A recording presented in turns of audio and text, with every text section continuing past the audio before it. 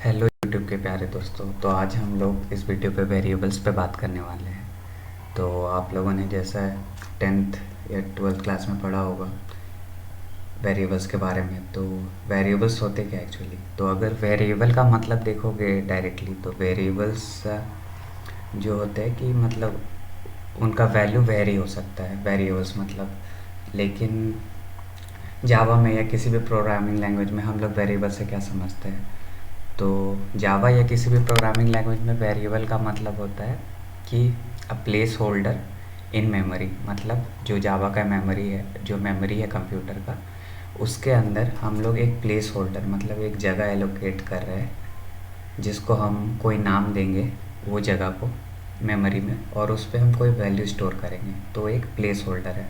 और इस ये जो वेरिएबल है इसका वैल्यू चेंज हो सकता है जब तक प्रोग्राम का एग्जीक्यूशन चलेगा। तो चलिए एग्ज़ाम्पल में देखते हैं।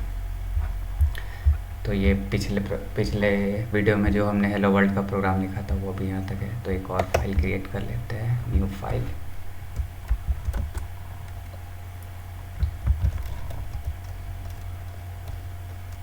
वेरिएबल जावा हो गया। यहाँ से ये बॉयलर प्लेट कोड कॉपी कर लेते हैं ताकि पूरा ना लिखना पड़े। आप लिखने का ट्राई करो ताकि आपको याद हो जाए। ओके, इसको हटा देते हैं, इसकी ज़रूरत नहीं है अभी। तो जैसा कि मैं बता रहा था वेरिएबल्स, तो वेरिएबल किसी भी प्रोग्रामिंग लैंग्वेज में वेरिएबल के 3 पार्ट होते हैं। सबसे पहला डेटा टाइप, ओके। उसके बाद होता है वेरिएबल नेम। अब आप पूछ रहे हो कि डेटा टाइप क्या होता है, तो डेटा टाइप मतलब अलग अलग वैल्यू स्टोर करने के लिए जावा में बहुत सारे डेटा टाइप है, तो उसके बारे में हम लोग नेक्स्ट वीडियो में बात करेंगे।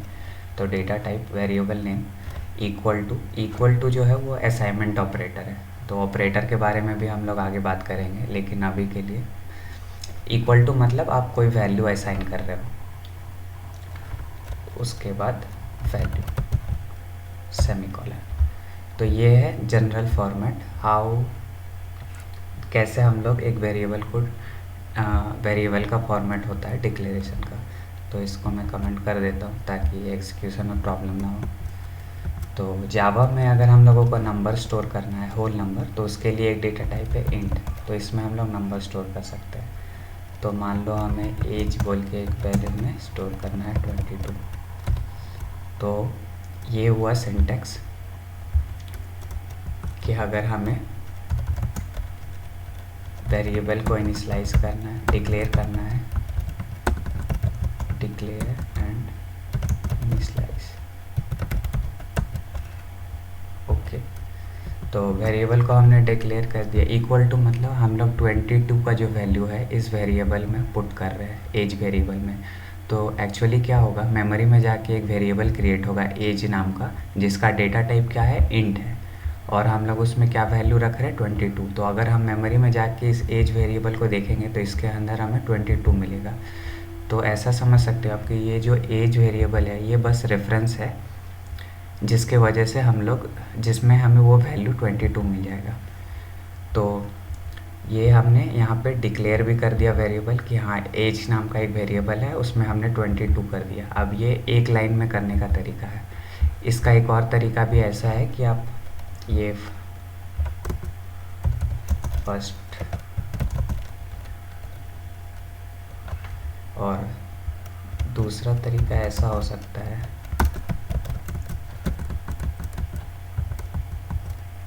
कि आप पहले डिक्लेयर करो सिर्फ। तो डिक्लेयर कैसे करोगे, इंट एज, ओके। अभी क्योंकि ये कोलाइड हो जाएगा तो इसका नाम हम लोग कुछ और दे सकते हैं, एज 2, ओके। और फिर हम लोग इसका वैल्यू इनिशियलाइज करेंगे। तो इनिशियलाइज कैसे करेंगे, एज 2 इक्वल टू 22। तो ये हम लोगों ने 2 स्टेप में किया, इनिशियलाइज और डिक्लेयर, और यहाँ पे एक साथ ही कर दिया डिक्लेयर और इनिशियलाइज, ओके। तो अगर हमें इसको यूज़ करना है तो कैसे कर सकते हैं हम लोग, प्रिंट कर सकते हैं इसको सिस्टम डॉट आउट और प्रिंट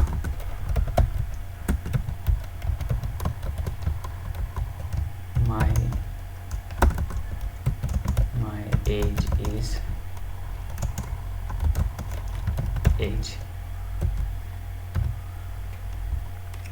और एक और लाइन लिखते हैं, इसको कॉपी कर लेते हैं।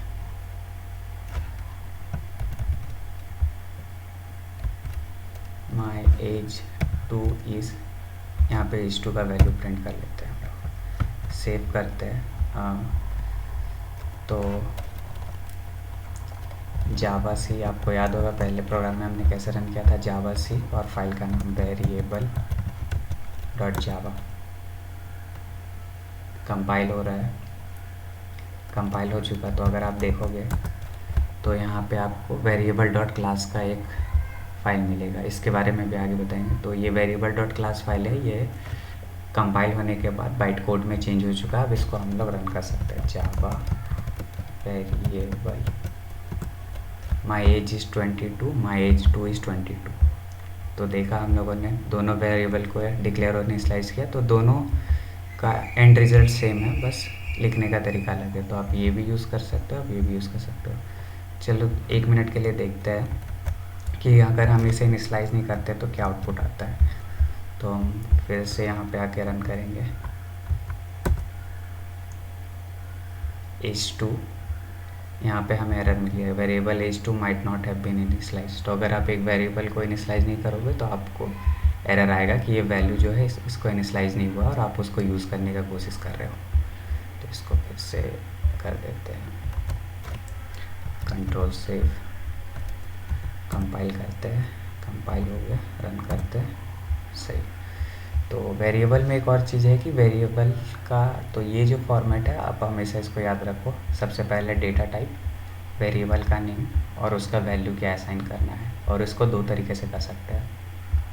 अब उसके बाद एक और चीज़ है कि वेरिएबल का नाम कैसे रखना है। तो जावा में उसका भी फॉर्मेट है कि आप वेरिएबल नाम कैसे रखते हो। तो वेरिएबल का नाम जो है वो अंडरस्कोर से स्टार्ट हो सकता है, जैसे नेम, ये वैलिड है।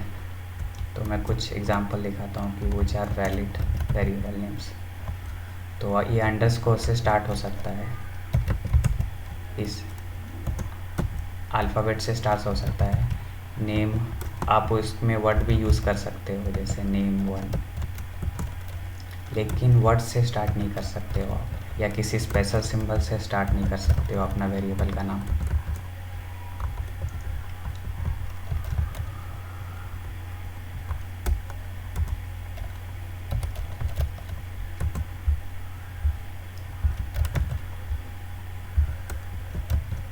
तो ये जितने भी आपको दिख रहे हैं ये इनवैलिड है।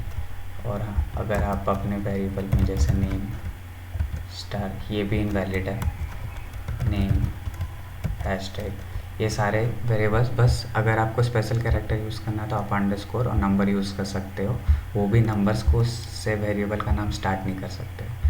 तो वेरिएबल्स के लिए बस इतना ही। इस प्रोग्राम को रन करो, रन करके देखो, थोड़ा फील आएगा। उसके बाद हम लोग नेक्स्ट वीडियो में डेटा टाइप्स के बारे में जानेंगे। Thank you so much.